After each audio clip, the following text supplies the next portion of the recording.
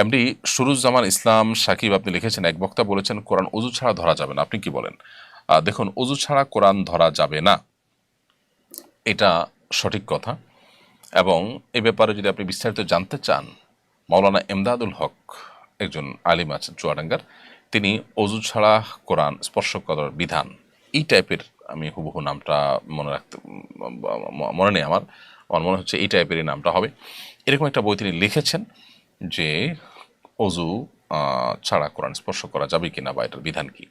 তো এই বইটা যদি আপনি নেন, খুব ছোট্ট বই, কিন্তু সেখানে সমস্ত দলিল প্রমাণগুলো সব হাজির করা হয়েছে। আমার মনে হয় যে বিষয়ে আপনার সংশয় দূর হয়ে যাবে ইনশাআল্লাহ। বহু সাহাবায়ে কেরাম, বহু সালাফে সালেহিন, বহু হাদিস দ্বারা এটি সুসাব্যস্ত এবং প্রমাণিত যে কোরআন এটা স্পর্শ করার জন্য আপনার উযু থাকা প্রয়োজন। তবে হ্যাঁ, মুখস্থ কোরআন তেলাওয়াতের জন্য উযু থাকার প্রয়োজন নেই। এরপর প্রশ্ন হলো, রোজা অবস্থায় ইনসুলিন গ্রহণ করা যাবে কি না?